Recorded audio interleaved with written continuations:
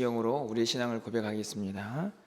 전능하사 천지를 만드신 하나님 아버지를 내가 믿사오며 그 외아들 우리 주 예수 그리스도를 믿사오니 이는 성령으로 잉태하사 동정녀 마리아에게 나시고 본디오 빌라도에게 고난을 받으사 십자가에 못 박혀 죽으시고 장사한 지 사흘 만에 죽은 자 가운데서 다시 살아나시며 하늘에 오르사 전능하신 하나님 우편에 앉아 계시다가 저리로서 산자와 죽은 자를 심판하러 오시리라. 성령을 믿사오며 거룩한 공예와 성도가 서로 교통하는 것과 죄를 사하여 주시는 것과 몸이 다시 사는 것과 영원히 사는 것을 믿사옵나이다. 아멘. 우리 찬송가 380장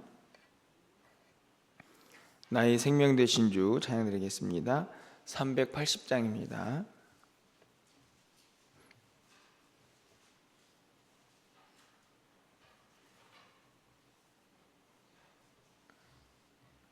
나의 생명 되신 주 주님 앞에 나아갑니다. 저의 흘린 보혈로 정케하사 받아주소서. 날마다 주를 찬송하겠네. 주의 사랑 줄로서 나를 굳게 잡아 매소서. 괴로운 세상 지낼 때 나를 인도하여 주소서. 주를 믿고 나가면 나의 길을 잃지 않겠네. 날마다 주를 찬송하겠네. 주의 사랑 줄로서 나를 굳게 잡아 매소서. 세상 살아갈 때에 주를 더욱 사랑합니다. 밝고 빛난 천국에 나의 영혼 들어가겠네. 날마다 주를 찬송하겠네. 주의 사랑 줄로서 나를 굳게 잡아 매소서. 아멘.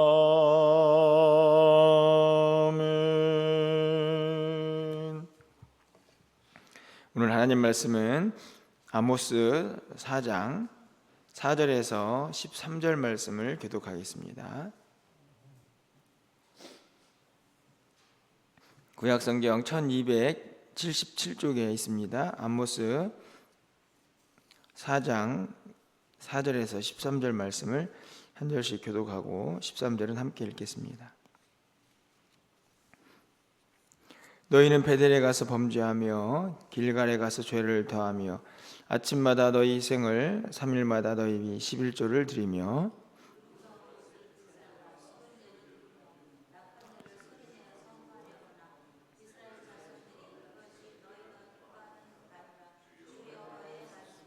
또 내가 너희 모든 성읍에서 너희 일을 깨끗하게 하며 너희의 각 처소에서 양식이 떨어지게 하였으나 너희가 내게로 돌아오지 아니하였느니라. 여호와의 말씀이니라.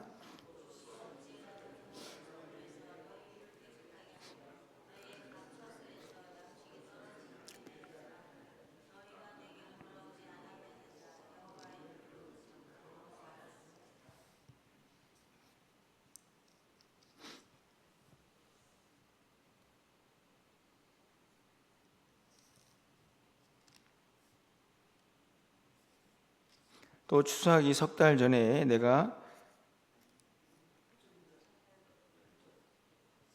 두 성읍 사람이 어떤 성읍으로 비틀거리며 물을 마시러 가서 만족하게 마시지 못하였으나 너희가 내게로 돌아오지 아니하였느니라. 여호와의 말씀이니라.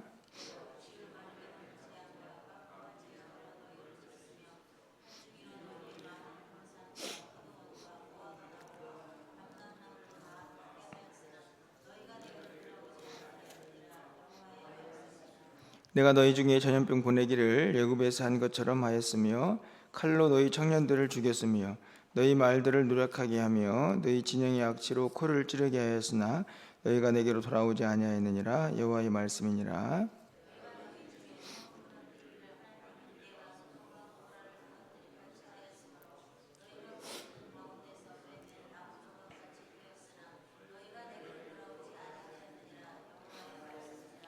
그러므로 이스라엘아, 내가 이와 같이 내게 행하리라. 내가 이것을 내게 행하리니 이스라엘아, 내 하나님 만나기를 준비하라.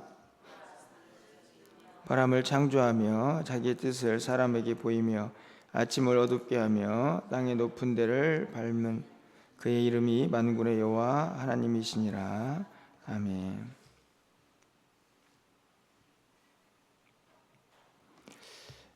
오늘 또 거룩한 주일을 또 우리가 맞이했습니다. 우리가 모든 드리는 예배들이 또 하나님의 기쁨이 되고 또 예배하신 은혜를 또 우리의 심령 가득히 채우는 그런 복된 한 날이 되기를 간절히 소망해 봅니다. 우리가 세상을 살면서 많은 사람들을 또 만나고 또 그 만남들을 준비하면서 그렇게 살아가게 됩니다. 어떤 만남은 기대가 되고 소망이 되는 그런 만남도 있는가 하면 또 어떤 만남은 만나기 몹시 부담스럽고 조금은 힘든 그런 만남도 있습니다. 그래서 때로는 이제 만남을 피하는 그런 만남도 있지만 힘들어도 어쩔 수 없이 만나야 하는 그런 만남도 있습니다.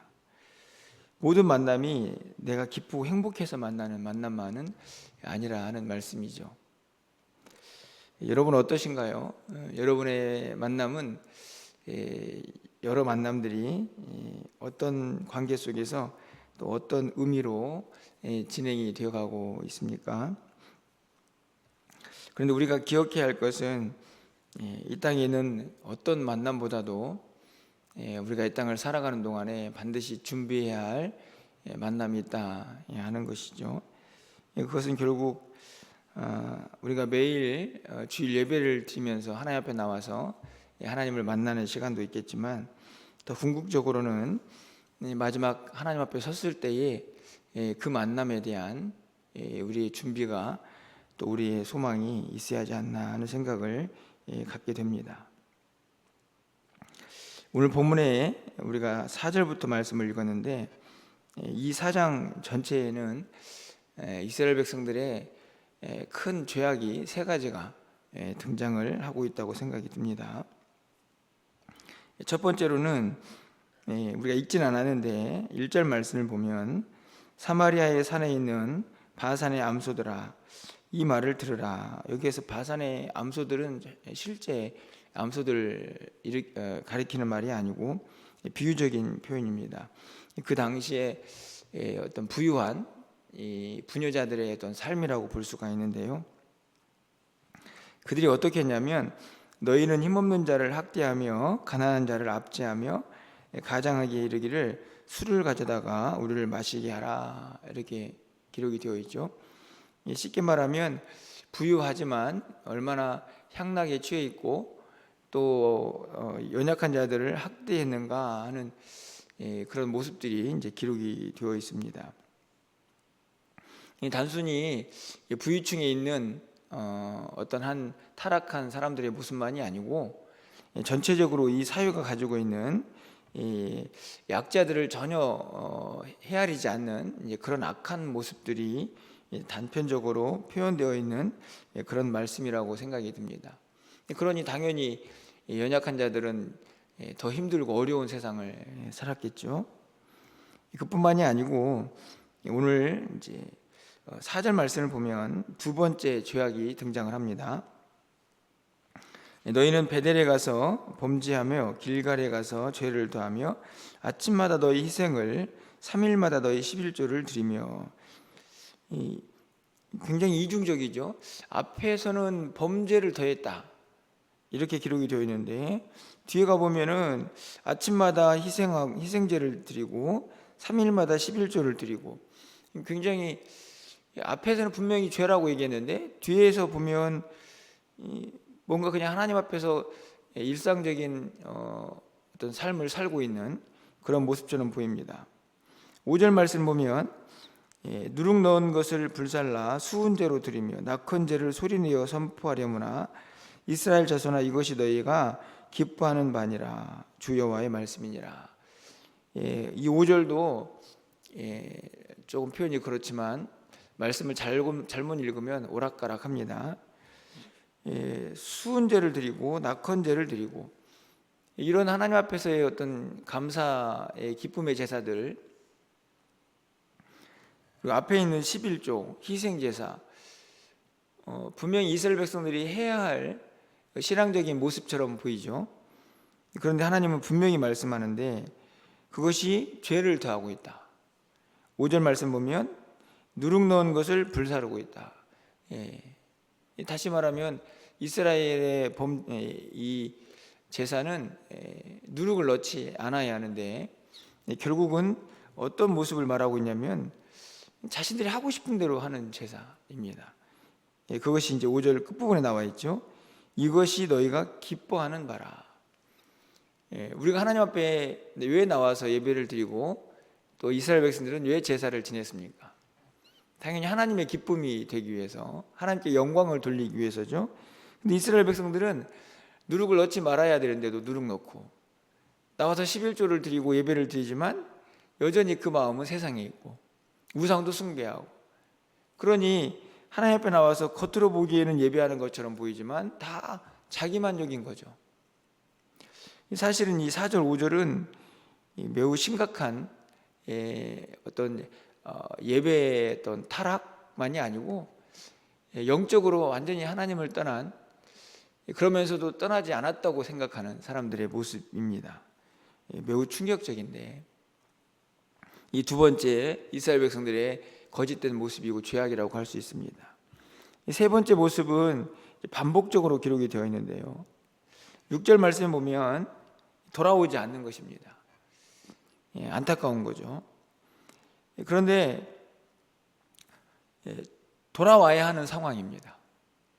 보시면 내가 이 모든 성읍에서 너희 이를 깨끗하게 하며, 여기서는 이제 이는 우리가 가지고 있는 입안에 있는 이빨인데요, 그것을 깨끗하게 했다는 말은 먹을 게 없다는 이야기입니다. 양식이 떨어졌다는 말이 바로 나와 있죠. 쉽게 말하면 하나님께서 그 땅에 기근을 보내셨는데 이스라엘 백성들은 돌아오지 않았습니다. 마찬가지입니다. 8절 말씀을 보면 두세 성읍이 사람이 어떤 성읍으로 비틀거리며 물을 마시러 갑니다. 이제 물이 없는 거죠. 얼마나 힘든 일입니까? 그래도 돌아오지 않습니다. 9절 말씀을 보면 곡식들이 다 재해를 입어가지고 소실됩니다. 10절에서는 전염병이 있습니다. 11절 말씀에는 대적들이 찾아와서 성읍을 불태우기도 합니다. 근데도 돌아오지 않습니다. 왜 돌아오지 않았을까요? 여러 가지 이유가 있겠지만 첫 번째로는 그 모든 재앙들이 하나님의 뜻이다 라고 깨닫지 못하는 무지함이 있을 수 있고, 또 하나는 깨달아도 강팍해지면 돌아오지 않습니다. 안타깝지만 우리의 인간의 이제 완악함이죠. 저는 이런 분들 많이 봅니다. 분명히 하나님께서 돌아오라고 사인을 보내기도 하고 하나님의 뜻을 전하기도 하지만 마음이 강팍해지면 절대로 돌아오지 않습니다. 간단히 정리를 해봅니다. 부유층 사람들은 연약한 자들을 압제하고, 예배는 형식적이 되어서 자신들의 기쁨을 누리고, 돌아오라고 얼마나 많은 사인을 보냈는데 그들은 다 무시하고 있습니다. 이 모든 모습들을 하나님께서 보시면서 선지자에게 이 말씀을 전하고 있는데, 오늘 이 4장 전체의 핵심이고 어떻게 보면 아모스 선지서의 핵심이라고 할 수 있습니다. 여러분 12절 말씀인데 마지막으로 함께 좀 읽어보겠습니다. 12절입니다. 그러므로 이스라엘아, 내가 이와 같이 내게 행하리라. 내가 이것을 내게 행하리니 이스라엘아, 내 하나님 만나기를 준비하라. 여기가 이제 결론이죠. 이스라엘 백성들이 하나님께서 선지자를 통해서 너희들은 하나님 만날 준비해라, 이렇게 말씀을 합니다. 자, 여러분들은 이 12절의 말씀이 어떻게 느껴지십니까?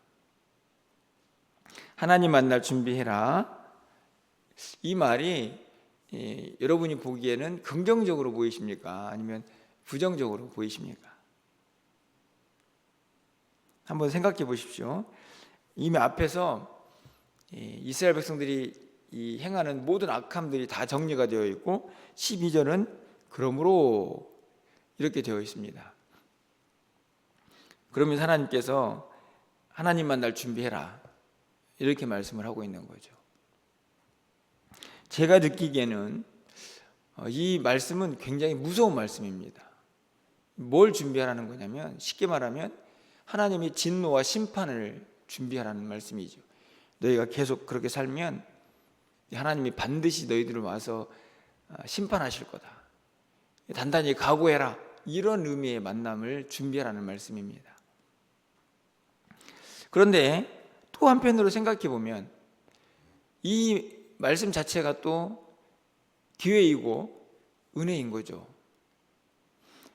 만날 준비를 하는 말씀은 뭔가 좀 간격이 있지 않습니까? 뭔가 좀 만나기 전까지 시간이 있다는 말씀입니다. 지금 당장 오시지는 않는 거죠. 그렇다면 준비를 하면 되니까요. 어떤 준비를 하면 되겠습니까?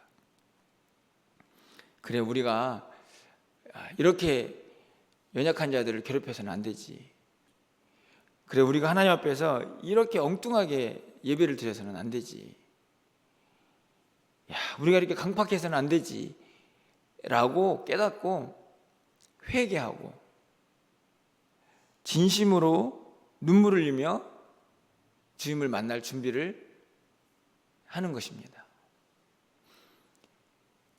그렇게 만날 준비를 하는 사람은 이 말씀은 분명히 기회이고 저는 은혜의 말씀이라, 어떻게 보면 복된 말씀이라, 이렇게 생각합니다.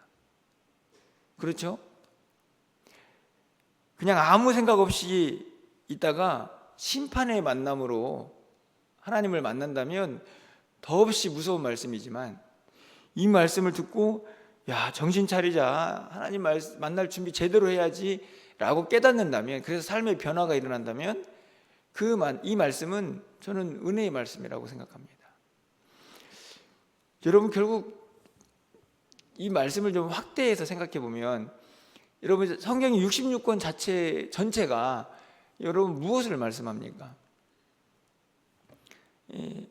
그 말씀 안에는 구원이 무엇인고 복음이 뭔가가 기록되어 있지만, 한편으로는 예수 믿는 자들, 이미 구원을 받은 자들이 어떻게 주님 만날 준비를 할 것인가, 다시 말하면 이 땅을 어떻게 살 것인가에 대한 말씀들로 가득 채워져 있습니다. 그렇지 않습니까?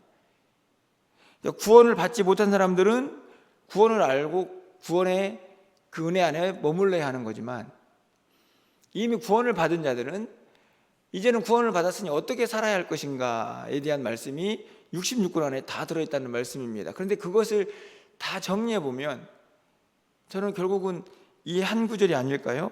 하나님 만날 준비하는 거죠. 그러니까 주님 앞에 가는 그날을 준비하는 것입니다. 결국에는 오늘 이 12절의 구절이 우리에게 긍정이든 부정이든 어떤 측면에 있든지 간에 우리에게는 분명한 사실 한 가지가 전제되어 있습니다.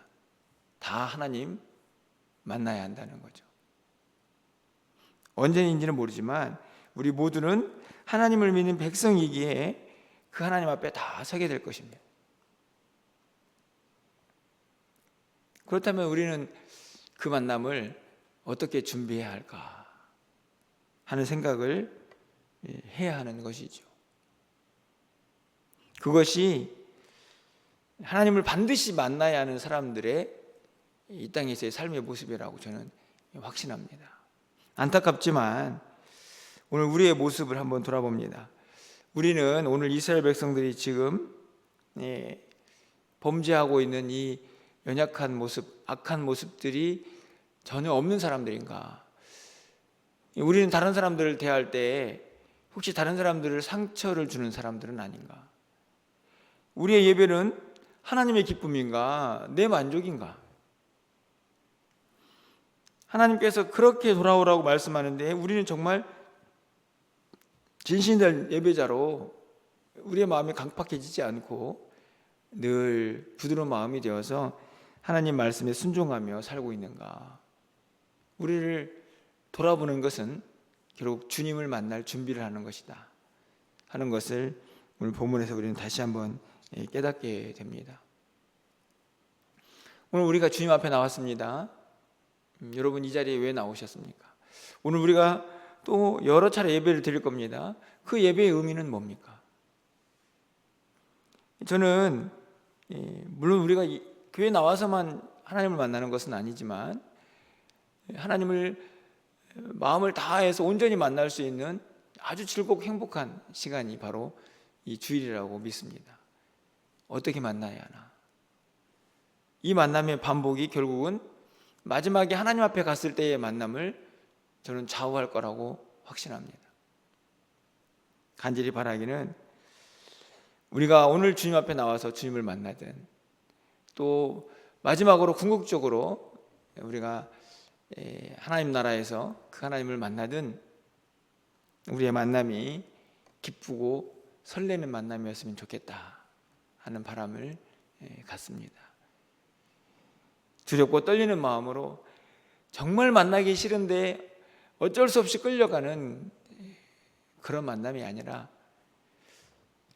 하나님이 부르시면 하나님 만나고 싶어서 늘 하나님 사모하다가 하나님 앞에 갑니다. 그 만남이 기대가 됩니다. 라고 그렇게 하나님 앞에 설 수 있는 우리 모두가 될 수 있기를 소망해 봅니다. 그런 만남의 연습이 바로 오늘이기를 소망하면서 오늘 우리의 모든 예배가 하나님의 기쁨이 되기를 주님의 이름으로 간절히 축원합니다. 기도하겠습니다. 너희는 내 하나님 만날 준비를 하라. 오늘 이 아침에는 이 말씀 우리의 마음 깊은 곳에 분명하게 새겨놓고 오늘 성전문을 나아갈 수 있는 우리 모두가 되게 하여 주시옵소서. 거룩한 주일입니다. 우리의 예배가 도대체 무엇을 위한 예배인지 다시 한번 겸손히 우리의 모습을 돌아보게 하시고 우리의 기쁨이나 오늘 주일을 지켰구나 하는 그런 우리 만족 그것이 아니라 하나님을 만나 하나님의 기쁨이 되는 하나님께 영광을 온전히 돌리는 그런 예배가 될 수 있도록 오늘 한날 우리의 모든 예배를 하나님께서 온전히 주장하여 주시고 우리의 마음도 주장하여 주시옵소서. 세상의 마음을 빼앗기지 아니하고 오늘은 하나님의 시간인 것을 분명히 기억하며 하나님 앞에 온전히 나와 주께 영광 돌리는 우리 모두가 될 수 있도록 주님 도와 주시옵소서. 이 한 주간의 모든 삶을 주님께서 붙잡아 주셔서 우리가 만날 사람들, 우리가 행할 일들, 우리가 또 해야 할 많은 말들 모든 것이 주님의 뜻 안에서 이루어질 수 있도록 주께서 우리 모두를 붙잡아 주시옵소서. 연약한 자들에게 새 힘을 더하여 주시고 저들의 기도가 하늘에 상달될 수 있도록 주님 인도하여 주시옵소서. 출타한 성도들의 발걸음도 복되게 하시고 저들의 모든 삶이 하나님의 기쁨이 될 수 있도록 주님 도와 주시옵소서. 오늘도 우리의 모든 예배가 하나님의 기쁨이 되어서 하나님께서 예배하신 은혜로 우리의 심령이 충만하게 채워지는 복된 날 되기를 간절히 소망하옵고 예수 그리스도의 이름으로 기도합나이다. 아멘.